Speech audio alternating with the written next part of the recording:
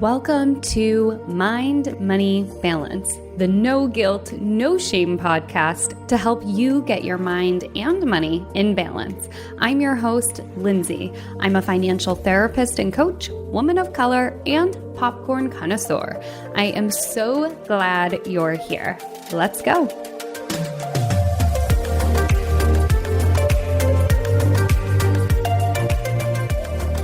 Welcome back to the Mind, Money, Balance podcast. I wanted to give you all an update on things that have been happening in my world and elsewhere, given everything that has been going on in the AAPI community for a very long time, but obviously has been heightened over the past few months. On Monday, March 23rd, I co-hosted a community healing space for mixed Asians to process all of the increasing anti-Asian violence in the US and Canada. And my co-host and I, we anticipated maybe 30 people would come, and that felt really good to us. And we felt like we could hold space for 30 people, and we're ready to move forward with that.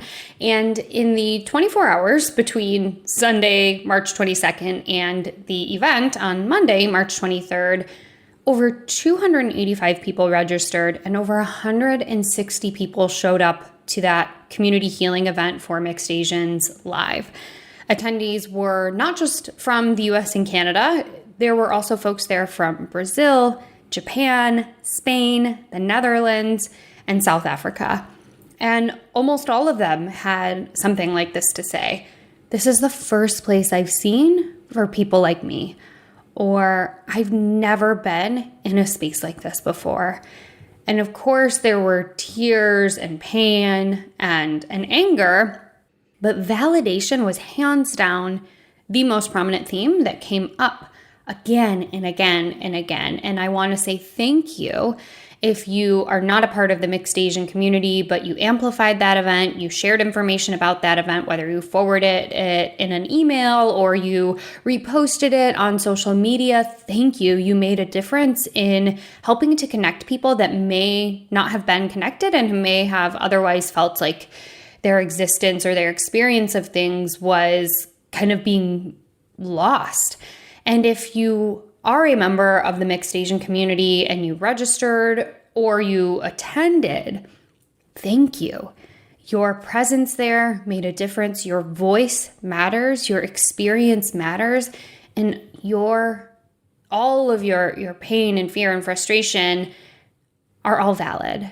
And it reminds me again and again, for me personally, that was a huge pivotal point in my healing. Prior to that, I kind of vacillated between being on the floor and really struggling emotionally just to get through everything. And in that community space, seeing other people like me who were saying things that could have been my very experience, it helped to make a difference, right? Feeling isolated and feeling alone is such an awful feeling.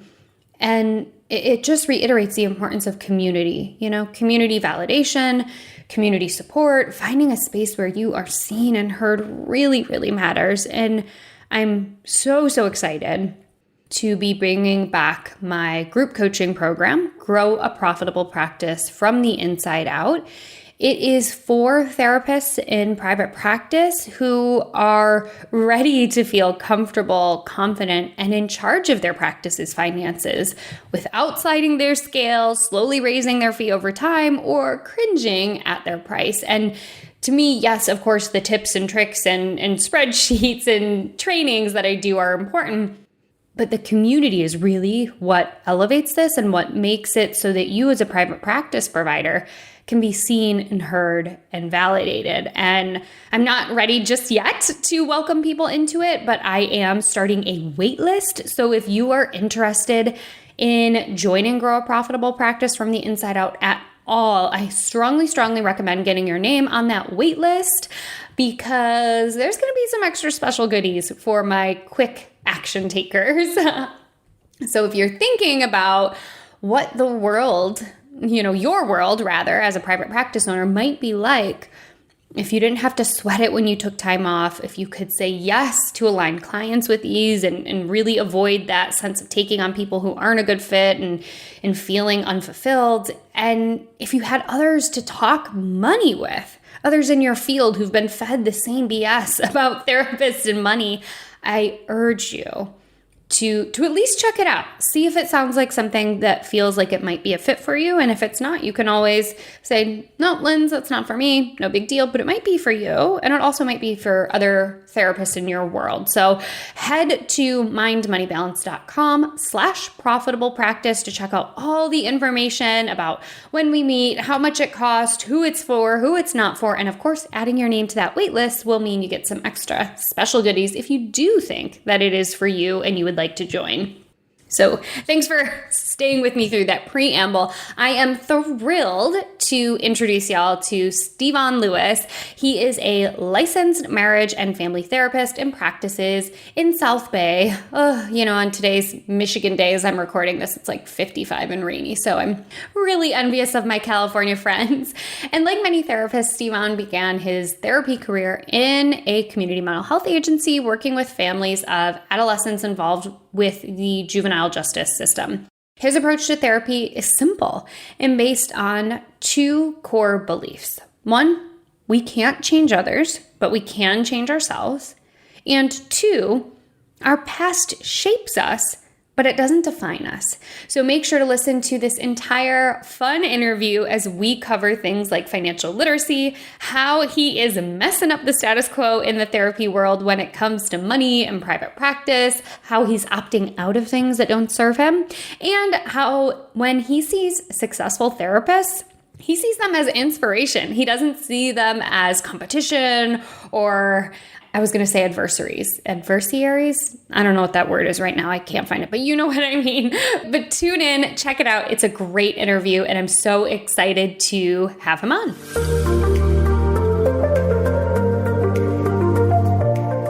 Hey, Stevon, welcome to the Mind Money Balance podcast.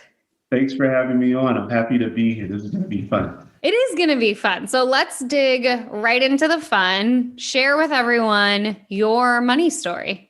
Yeah, so I don't come from money. I know you're like from Bloomfield Hills, all the money lives. Myself, I grew up in South Central Los Angeles, and also I live kind of in Inglewood, which is, I guess, getting to a place of where, it's more middle class and affluent.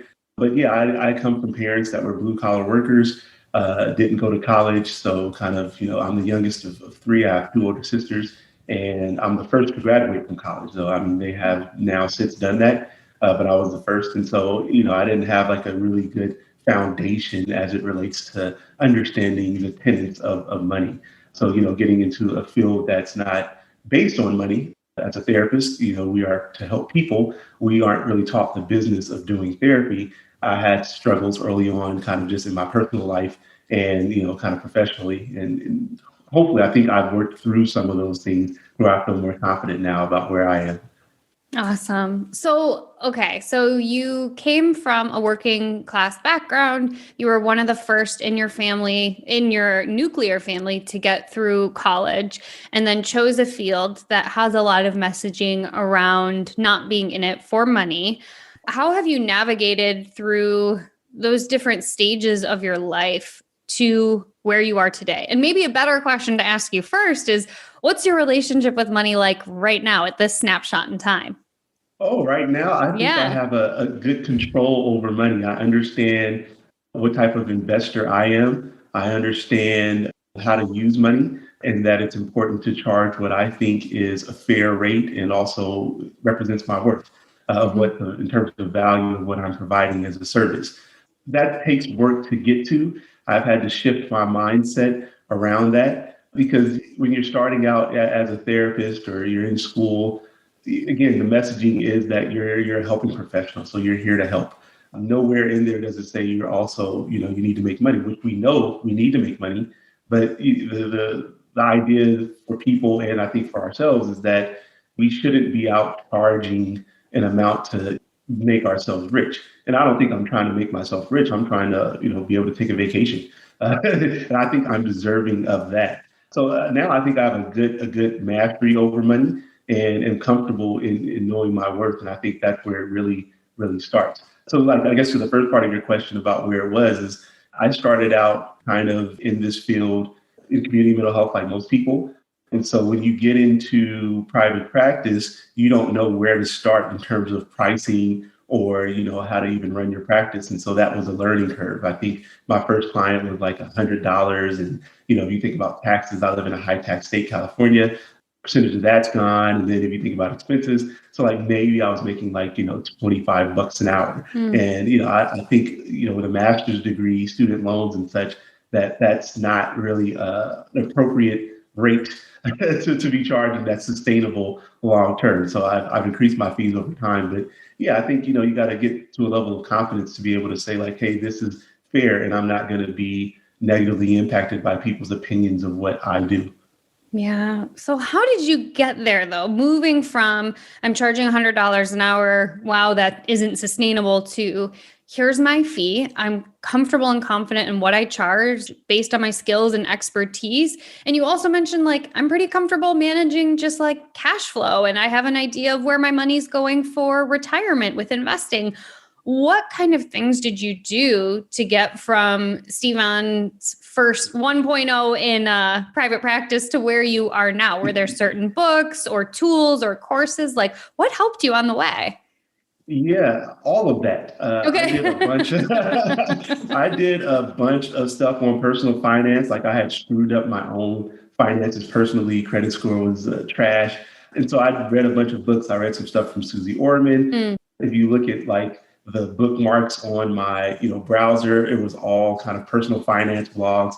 So just so that I could learn and understand the tenets of money and how money works. But as it relates to business, I think what I do in I don't know if this is unique to me, but like when I look at someone else doing something, I'm like, oh, why can't I do that? So like I would, go on Psychology Today every now and again and see what people are charging for the people that listed their fees. And I'd be like, oh, okay, so I'm not there. What do I need to do to get there? And so, like kind of the way I think about it is that I have nothing to lose if my practice is already kind of at a place where I'm okay with it. So if I raise my fee or ask for more money, then if people say no, then at least I know where, kind of I'm valued at. And also there's no loss to me, right? Like I have nothing to lose in that sense if they say no, because I'm already doing okay. I'm surviving at the place that I'm at. But if I do raise my fees, then if people are okay with it, then I can do less work and be kind of more impactful and maybe do some other things that can allow me to not do direct one-to-one services, but also help more people. And so I think of it in that way. And so every time I raise my fees, I raise them and am okay with if somebody says, no, that's too much, that's fine. Stevon Lewis isn't the therapist for everybody. And that might be due to my style of therapy. It might be to the clients that I see, or it might be due to my pricing. And that's fair. But also that doesn't mean that I need to change my business model to adopt or mirror kind of what you think my business model should be.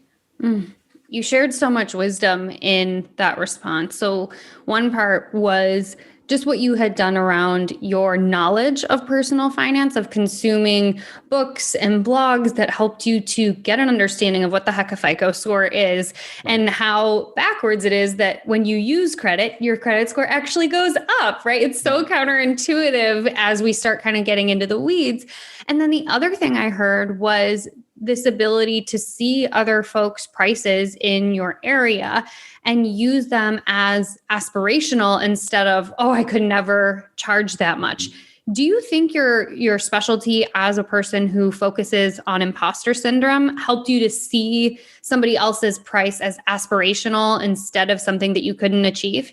Absolutely. I'm the type of person of where I look at myself and I think I can do most things. Like I tell people I've drank my own Kool-Aid already, right? So I am not at a loss for my own self-confidence. I don't think I'm a narcissist, but I do think that I have skill set and abilities that I can go out and accomplish great things. So when I'm in a room with people that are doing amazing shit, like I don't get intimidated by that. I get motivated. I'm like, oh, I need to level up. Like I can level up. I didn't know that this other level existed. Now that I'm aware of that, I'm shooting for trying to get there. And so, I'm like, okay, what do I need to do to be able to get to that place? Because it sounds like, or it looks like a place where I might want to be.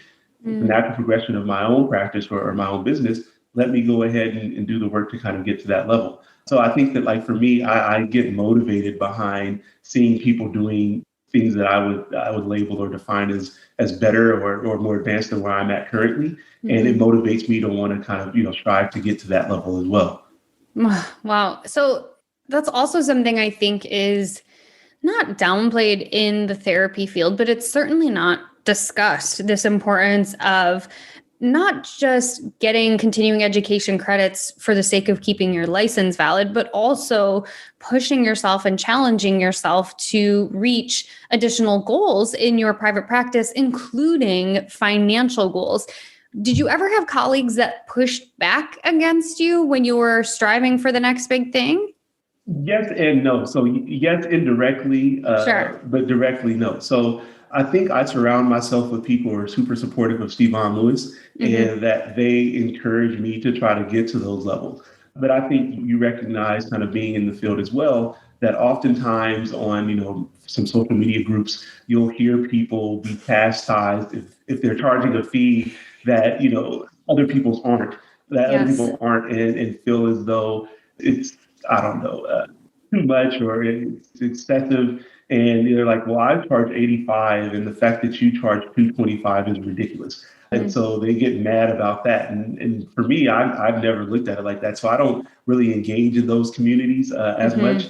And I kind of, hold, I guess, somewhat close to the vest, kind of what I do. But I mean, I'm not ashamed or anything like that. It's just I'm not interested in getting in a conversation about what you think Stevon Lewis should be charging or doing with his business. You do that mm-hmm. with your business, by all means. I'm not telling you how to run yours. Mm-hmm. For me, I run mine the way that's appropriate for me. Mm-hmm. So yeah, in terms of getting pushback, I think it comes from the community of therapists, and a lot of that's driven by therapists who have practices that are heavily dependent on insurance. Oftentimes, insurance companies don't pay us what our rate is, and it's less than that. Why I don't take insurance, that's one of the reasons. Because I don't want to be kind of bound by that stuff. I want to be able to have the flexibility to work in a way with my clients that mm-hmm. isn't controlled by number of sessions or I'm going to be reimbursed and have to do extra or more work, that sort of thing. And so, yeah, you will get feedback that suggests that you're doing something wrong. But I mean, lean into who you are. And, the way you set your practice up is appropriate for you. And it may not be for everybody, other clinicians and clients included. And that's okay. I'm not going to be the therapist to everybody.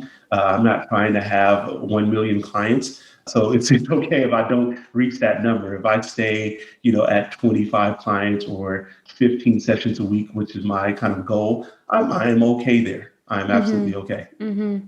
And it's hard to push up against this idea of a full caseload or seeing enough clients, right? In agency work, like you were talking about with community mental health, I know horror stories of people who had hundreds of clients on their caseload, right? And I'm like, there's no possible way you are doing quality work with hundreds of people on your caseload. So when we are trained in that environment of seeing upwards of 40 clients, I would say pretty commonly, to going into private practice where you can have a sustainable caseload, it's a shift for your mind to kind of get your head around it. But what I like about what you're saying is, look, this is my specialty. This is my expertise. I am not for everyone, nor do I try to be for everyone. And I'm happy to charge accordingly. And again, if you're not a good fit, that's fine. There are plenty of other folks out there. And you're so right about, I also have not gotten from other colleagues, like, how dare you charge that much?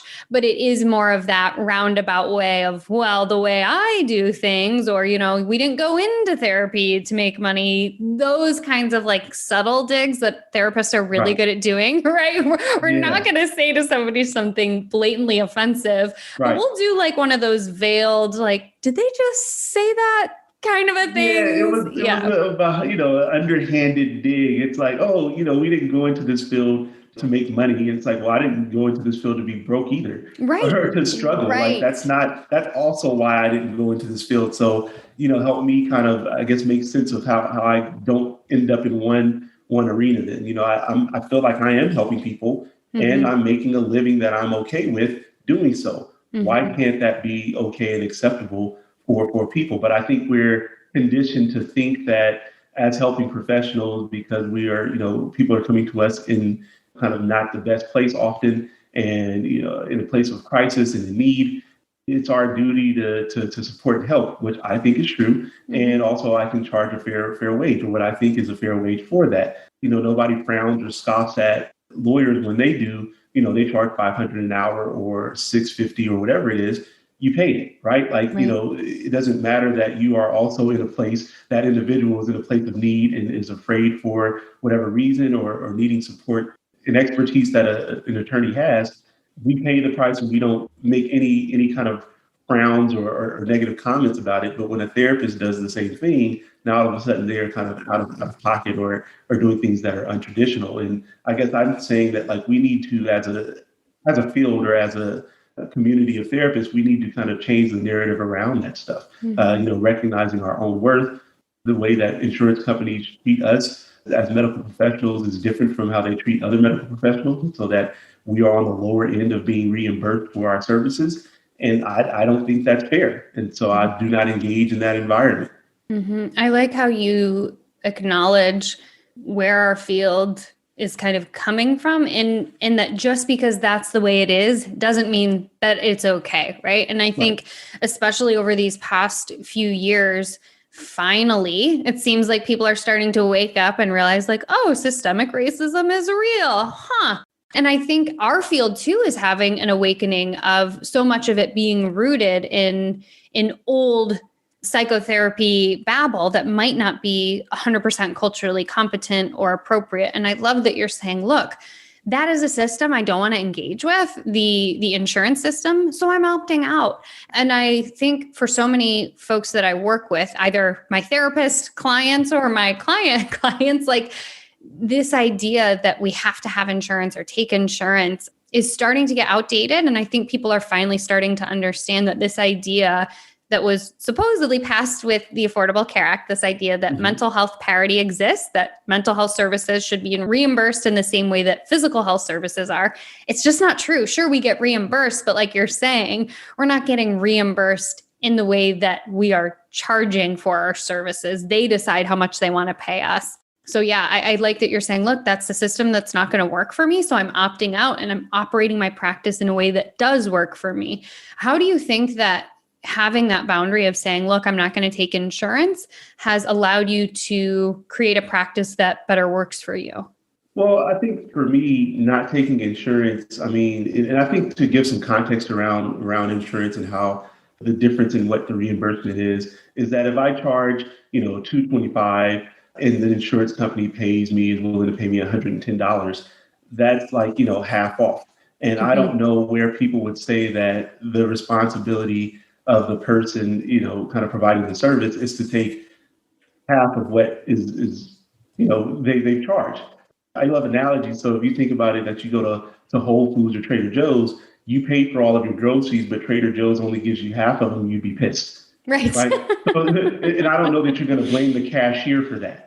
Right. Like, that's a Trader Joe's policy. So don't blame the mm-hmm. clinician mm-hmm. for the fact that they don't want to engage in that sort of system. Mm. Like, hey, I am here. Here's what it is. Right. And so for me, like, not engaging in that has been freeing for me, so that mm-hmm. I can work the number of hours that are sustainable for me to continue to provide a good service at a high mm-hmm. quality, and that I can kind of, come on podcasts. I can do some other things, creating a digital course to kind of help more people that if I were bogged down with seeing 40 clients a week just to mm-hmm. keep the lights on, I don't know that I have the creativity or the bandwidth to be able to do some of these other things that will lead to helping more people. Yeah. So I've designed my practice in a way that allows me and affords me the opportunity to be able to do some of these other things, so that at the long run, in the end, I'll be able to help way more people outside of just the direct service one-to-one with Stevon. Like, I can help a certain number of people that way, but think about how many people I could help if I have a digital course, or if I can write mm-hmm. a book, or if I can, have a podcast and get out to more people, or be more active kind of on social media. Then I think those are the things that we need to kind of be aware of and think about when, I'm kind of running my business. Yeah, I think it's really important to acknowledge that when we try to kind of shrink ourselves into this box of the way that things used to be done, that's exactly what we do is we shrink ourselves versus saying, look, my version of full is seeing 15 clients and being fully present with them. And that gives me the space to create an online course that might be at a lower price point individually. So people can see some of the benefits of some of the psychoeducation that I provide. To me, it all dovetails together really well to provide low cost and no cost resources and provide high touch one-on-one psychotherapy. They aren't opposing forces. What I'm hearing you say is like, look, this is a really intentional choice for me to set up my practice in this way so that I have space to serve more people without burning myself out. Did you ever hit that point in your business where you realize like, I'm getting that point of being burnt out, or I do need to increase my prices or roll back the number of clients I see? Yes. Okay. And so I'm smiling because I'm like, yes, that's exactly what happens. And so when I think about kind of when I raise my fees, when I'm getting to that place, right? And so I think about it in a way of where when I raise my fee, I know that there's going to be some people who cannot pay that or don't want to.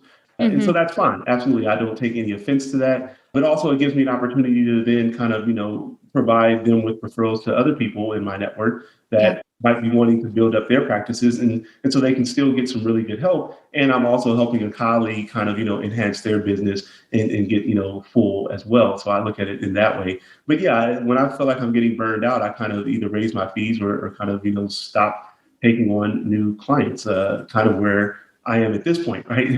On today, and that's fine. But I think, like I said, is that it's the part of where I do provide some services to people at a lower rate than what my standard rate is, or I do have kind of some pretty close to pro bono free stuff I do. That's reserved for people who cannot afford me, right? Like not people who don't want to pay my rate, but people who cannot afford me. And so I think of stuff in a way of where it's not personally about Stevon Lewis. People can take it that way. My fee, I don't know that people go into Gucci or, go into Chanel or want to, buy Jordans and they're looking for those to be half off or free. You can want that. That doesn't mean that that's what Gucci or Chanel or Jordan is going to do. And so I absolutely understand that. And if I'm out of your price range, I'm trying to, create opportunities for other people to, be connected to me, but it won't be in a direct one-to-one service. Yeah, good point. So as we get close to kind of wrapping up, do you have any tools or books that you think would be helpful for somebody who's maybe on this journey of trying to get to a point where you are? And when I say that, I mean somebody who's comfortable and confident in charging their fees, feels comfortable with their fee structure, has an idea of what's happening with their money and feels really on top of it. Any resources you'd recommend? Sure. I'd say the first thing we can do are things like this, right? Like, we don't like to talk about money. So changing, how you operate with your fascination with wanting to talk about this as a topic. People get embarrassed about it. And for me, I'm like, how do I get better if I don't know kind of what's happening? How do I know that I can level up if I don't know what people are charging or that people are charging more than I am? If I tell myself everyone's charging the same as me, and that's not really the case, and I'm actually on the lower end, then I'm doing a disservice to myself and to the profession, right? That I am dragging it in a direction that the profession is trying to move away from. So kind of holding some accountability there. So I think one, have more conversations around money with your therapist friends or other people that are well versed in the money. So if you see someone that has a business set up in a way that you would like to, even if you're telling yourself you can't, have a conversation with them, ask them about their business, and hopefully they'll be open to kind of talking about that. Other things that you can do are kind of, changing your narrative around what you can and can't do. So, we put these kind of arbitrary limitations on what's appropriate. And I'm saying, test something out. Like if you're like, yeah, I would love to raise my fees from, 150 to 250, then do that, right? If your practice is at a place of where you are surviving, then, raise the fee. And if people say no, what did you lose? So just looking at it in that way is that people didn't say, 250, so that's fine. But also recognizing that you can't negotiate up, but you could always negotiate down. So that if you say, 175 and somebody could pay 250, you can't go back later and be like, oh, well, let's do 250 instead. that's going to be a harder thing. I think you'll have a difficult time kind of moving them from that place. But if somebody's like, I can't pay 250, and then you're like, oh, well, I can pay, you can pay 175. If you want to take that and that's above your 150, then hey, you got, something that the person could pay, and you've got a new client, and you've also got it at a higher rate than where you are. So doing some of those things. And then as much as you can, kind of educate yourself on kind of personal finance and just kind of the tenets of money and getting yourself set up. Like I said, I had a bunch of blogs that I used to be kind of following. So I think one was called like Blueprint for Financial Prosperity. And then just reading books. Susie Orman has some good books.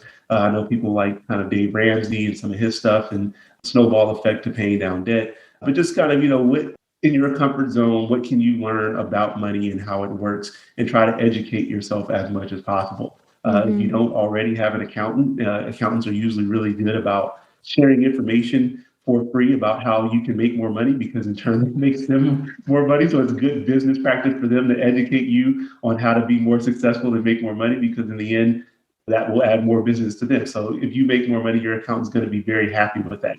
So they will want you to move your business and practice in a way of doing that. So have as many conversations as you can with your accountant for sure.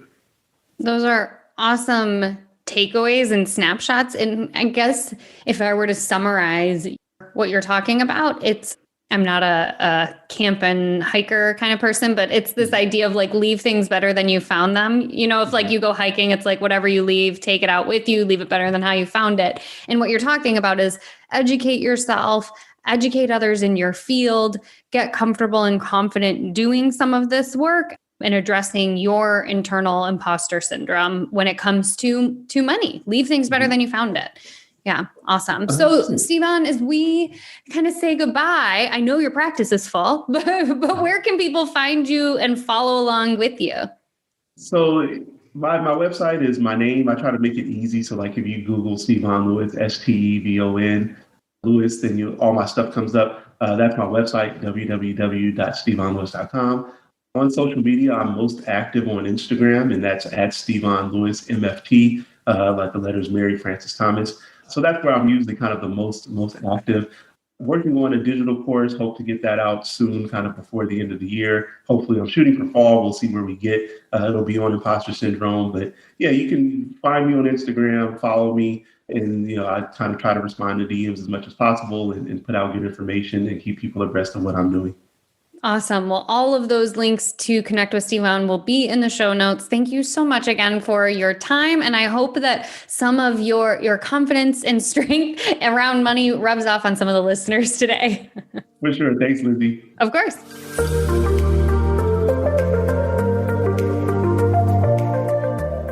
All right, let's hop right into the takeaways from my conversation with Stevon. So the first takeaway is leaving things better than you found him. Stevon talked about how our field, the field of therapy, is really in need of a shakeup and has finally been taking steps toward addressing systemic things that impact us and our clients.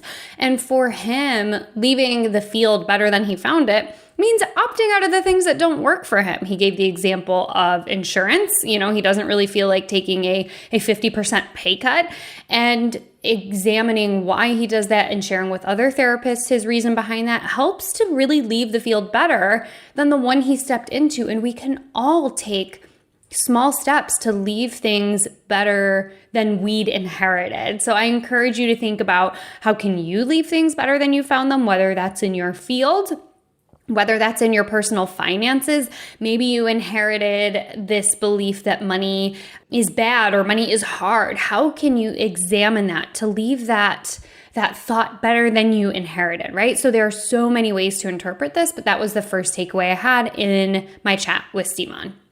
The second takeaway is addressing your imposter syndrome and changing the narrative. So Stevon obviously specializes in working with folks who have imposter syndrome and experience it. And he was talking about how he didn't necessarily connect the dots between imposter syndrome and not having an idea of what was happening financially, but we know that education and psychoeducation helps us to feel better about various things in our lives. So he shared how he's in a place now where he has a good handle on what's going on with his money. He feels good with what's coming in and what's going out, and he feels confident about how he's running his practice so he can take care of himself. So I encourage you to think about what are some of the things that maybe your inner imposter is telling you can't do or you don't understand, and how can you encourage that? How can you be gentle with that inner imposter to change that narrative, to really question how much of that is true, how much of that is not true, and whether or not that inner imposter is helping you or harming you. And the third takeaway was finding inspiration from others, right? He shared that when he sees other people at conferences or at professional networking events that are doing fun and exciting things, instead of getting stuck in, oh, why can't I do that? They're so lucky. He says, that's awesome. I love seeing these folks level up and take risks and do things differently. I wonder if there are things that I can do to level up my own practice, to take steps towards moving toward what these other folks are doing. I love how he said, look, I didn't go into this field to be broke and struggle. And I think that is so important when we see other therapists who seemingly have it all together and have their practice figured out and maybe are doing things differently. Maybe you see a therapist you really admire who is doing a bunch of work, getting on a bunch of different podcasts and really showing up in that way and providing psychoeducation in that way. And that feels really inspiring to you. Maybe you follow a therapist who is super active on their blog and they provide a ton of quality information, and that feels really cool. Stevon shared how I can't remember if he said he was thinking about doing a course or something self-paced for other people, but how can you find these things to inspire you instead of making you feel like you can't do enough? And therapists are not. We see this happen all the time. We see our neighbor come home with a nice car, or we hear about somebody else getting a promotion. And it's normal, right, for that green-eyed monster to kind of pop in and be like, ugh, why not me? But also, how can you use it as leverage to inspire you? And actually, as I'm saying all of this, I'm thinking I'm going to do a little maybe video for you all on this idea that people who are doing well are our competition, because they aren't. There's more than enough to go around.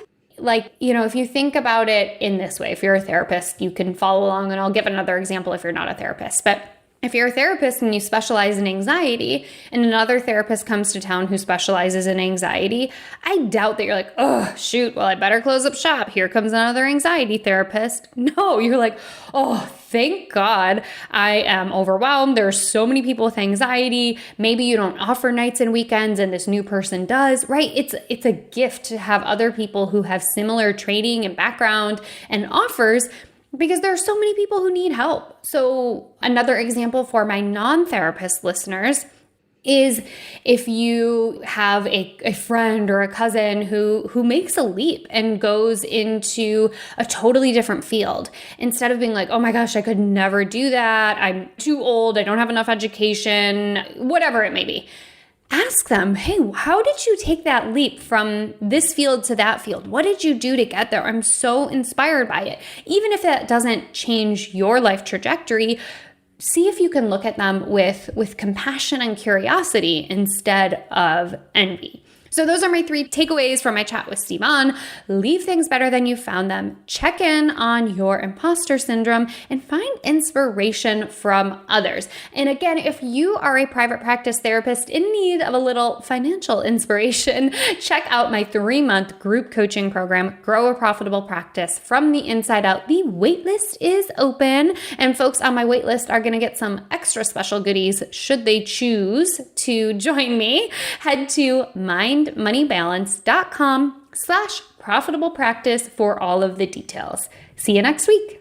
Neither the host or guests are rendering legal, accounting, clinical, medical, or other professional information. If you want professional help, please seek it out.